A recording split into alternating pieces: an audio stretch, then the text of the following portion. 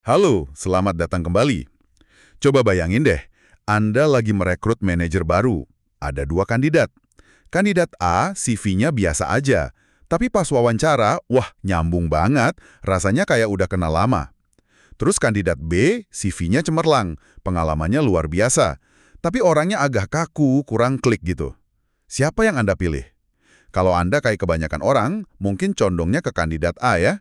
Nah, menurut sumber yang Anda kirimkan dari buku The Five Talents That Really Matter, khususnya di bab 2, keputusan itu kemungkinan besar salah total. Dan inilah yang menarik. Buku ini bilang sebagian besar proses rekrutmen modern itu lebih mirip astrologi daripada meteorologi. Astrologi, maksudnya gimana tuh? Iya, kelihatannya meyakinkan, penuh ritual dan bikin kita ngerasa pinter kan? Tapi kemampuan prediksinya hampir nol. Perusahaan teriak-teriak soal perang talenta, tapi senjata yang mereka pakai ternyata cuma pistol air. Pistol air, hahaha, itu gambaran yang pas banget. Oke, jadi misi kita hari ini simple aja. Kita mau bongkar semua kesalahan umum dalam perekrutan pemimpin yang dibahas di buku ini satu persatu. Tujuannya biar Anda bisa langsung ngeh kalau ini terjadi. Baik pas Anda lagi merekrut, atau malah pas Anda sendiri yang lagi diwawancara. Betul.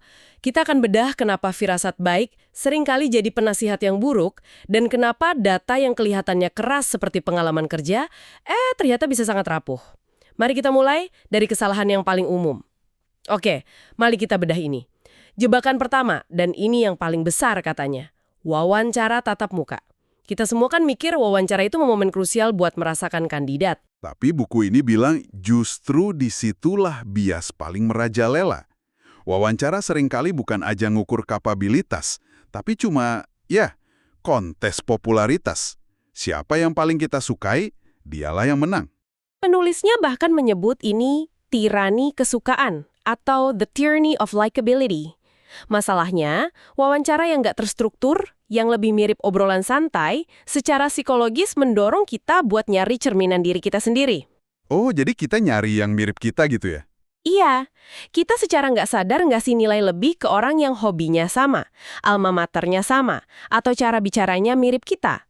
Padahal, keramahan atau chemistry itu, menurut penelitian yang dikutip buku ini, korelasinya nol besar dengan kinerja di masa depan. Tunggu dulu, ini kan bertentangan dengan semua yang kita pikir kita tahu ya. Selama ini kita selalu bilang chemistry itu penting banget waktu wawancara. Tapi buku ini bilang itu semua ilusi. Tepat. Dan ilusi ini bahaya, karena kalau manajer perekrutan cuman milih orang yang bikin mereka nyaman, apa yang terjadi? Tilnya jadi seragam. Betul. Tim kepemimpinan jadi homogen. Isinya ya orang-orang yang itu-itu lagi. Dengan latar belakang dan cara pikir yang sama. Ada satu kutipan di buku ini yang tajam sekali. Organisasi Anda hanya akan beragam sejauh manajer perekrutan mengizinkannya. Wow. Mereka itu penjaga gerbangnya, dan seringkali gerbang itu cuma kebuka buat orang yang mirip dengan mereka. Wah, ada satu cerita di buku ini yang benar-benar bikin saya diem.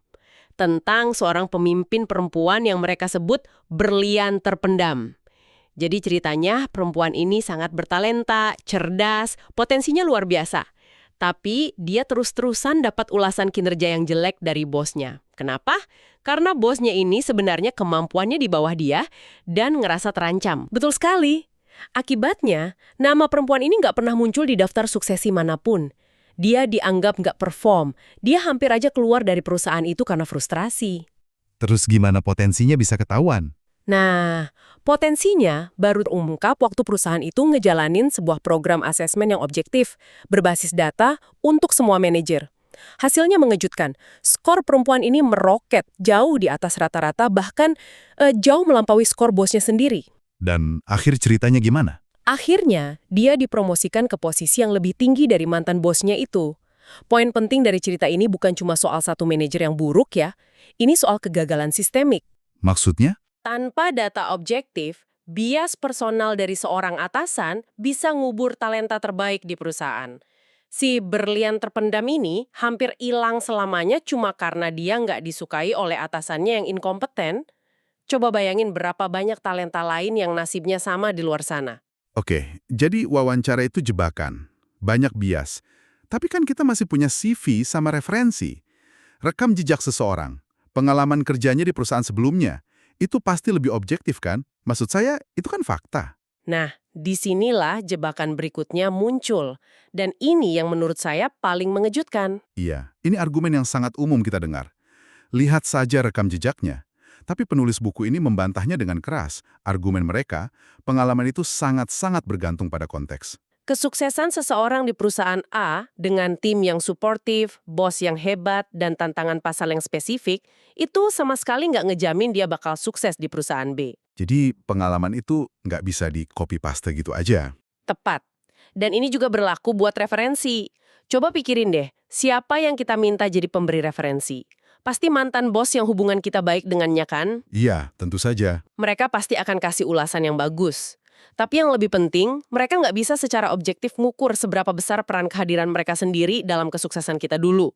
Mungkin kita sukses karena dibimbing intensif sama mereka, atau karena mereka yang ngelindungin kita dari politik kantor. Faktor-faktor itu kan nggak ikut pindah pas kita ganti kerja.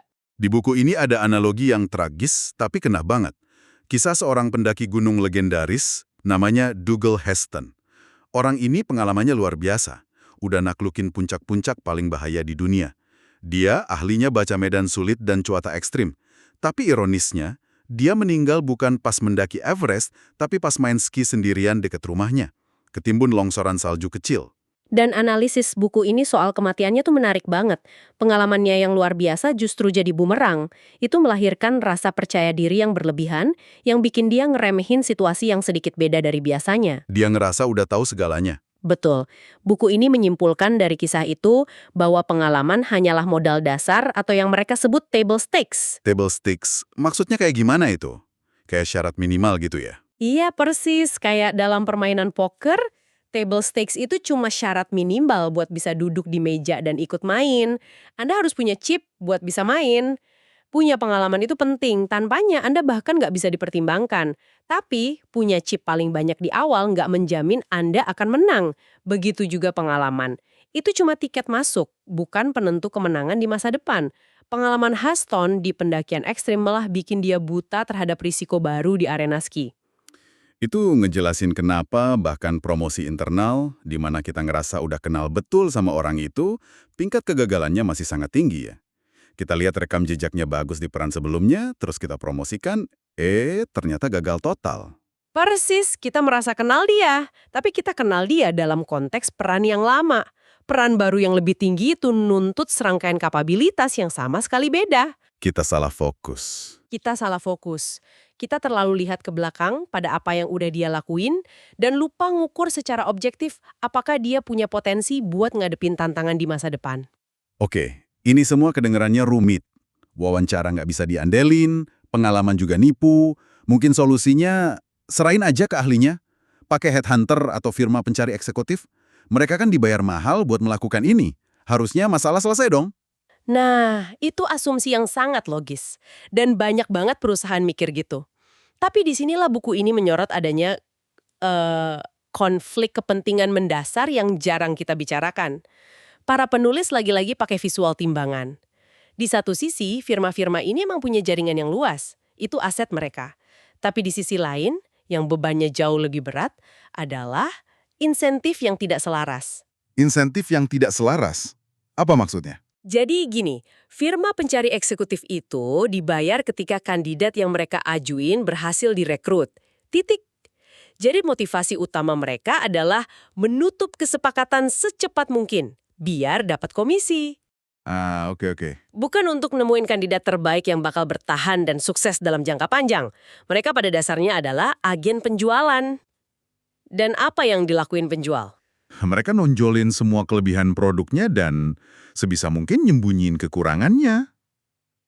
Wah, jadi mereka itu lebih mirip agen properti ya, bukan konsultan netral. Fokusnya closing. Seringkali dibingkai sebagai area pengembangan yang nggak signifikan. Ini bukan berarti mereka jahat ya, ini cuma cara kerja model bisnis mereka. Nah, solusi yang ditawarin buku ini cukup radikal. Pisahkan tugasnya. Loh, dipisahkan bagaimana? Firma pencari eksekutif boleh aja bertugas nyari dan nyajiin kandidat, karena jaringan mereka emang berharga. Tapi penilaian atau asesmen terhadap kandidat itu harus dilakuin sama pihak ketiga yang independen. Pihak lain yang nggak ada urusannya sama komisi. Benar. Pihak yang nggak punya kepentingan finansial, apakah kandidat A atau B yang kepilih. Pihak ini tugasnya cuma satu, Nasi data objektif tentang kekuatan dan kelemahan tiap kandidat pakai metode yang tervalidasi secara ilmiah. Dengan gitu, Anda dapat yang terbaik dari kedua dunia, jangkauan pencarian yang luas, dan penilaian yang nggak bias. Oke, coba kita rangkum sebentar. Jadi wawancara itu lebih soal suka-sukaan, pengalaman kerja nggak bisa di-copy-paste, referensi itu bias, dan headhunter punya agenda tersembunyi. Kalau semua pilar utama proses rekrutmen tradisional ini goyah, lantas apa yang tersisa? Yang tersisa, menurut penulis, adalah sebuah proses yang hasilnya jarang lebih baik dari sekedar untung-untungan. Inilah astrologi yang kita bahas di awal. Kita balik lagi ke situ ya. Iya, kelihatannya serius, penuh dengan ritual wawancara berjam-jam dan cek referensi, tapi pada dasarnya kita cuma lempar koin. Kita merasa bikin keputusan yang cerdas dan berbasis data, padahal kita cuma ngikutin firasat yang dibungkus proses yang rumit. Kalau gitu, apa alternatifnya? Kalau proses tradisional ini adalah astrologi, mana meteorologinya? Meteorologinya adalah berhenti menebak-nebak dan mulai mengukur, yaitu dengan menggunakan data dan asesmen ilmiah yang tervalidasi untuk benar-benar memprediksi kinerja. Ini bukan soal chemistry pas ngobrol, tapi soal mengidentifikasi talenta bawaan yang dibutuhin buat sukses di sebuah peran kepemimpinan. Apa orang ini punya kemampuan mikir strategis? Apa dia punya motivasi yang tepat? Apa dia bisa bangun hubungan yang produktif? Semua itu bisa diukur secara objektif. Jadi ini soal mengubah total cara pandang kita ya. Dari ngandelin feeling, jadi ngandelin fakta. Dari seni, jadi sains. Tepat. Ini menuntut perusahaan buat berani ngakuin bahwa proses yang mereka banggain selama ini mungkin, ya, sebagian besar cuma teater, dan kemudian mulai investasi pada alat ukur yang objektif. Karena cuma dengan cara itulah kita bisa nemuin pemimpin yang benar-benar bertalenta, bukan cuma mereka yang paling pintar jual diri pas wawancara, atau punya CV paling kinclong di atas kertas. Pembahasan ini benar-benar mengubah cara saya mandang proses rekrutmen. Pesan utamanya sangat jelas, ini bukan tentang intuisi magis atau firasat baik, tapi tentang sebuah proses yang disiplin, berbasis data, dan dirancang untuk mengurangi bias manusiawi yang tak terhindarkan itu sebanyak mungkin. Tepat sekali. Dan untuk menutup pembahasan kita, ada satu pemikiran terakhir dari materi ini untuk Anda renungkan. Penulis buku ini nyebutin sebuah dinamika psikologis yang sangat nyata di banyak organisasi. Para pemimpin yang kemampuannya biasa-biasa aja atau cenderung lemah, secara nggak sadar enggan merekrut orang yang lebih pintar atau lebih kuat dari diri mereka sendiri. Karena mereka merasa terhancam.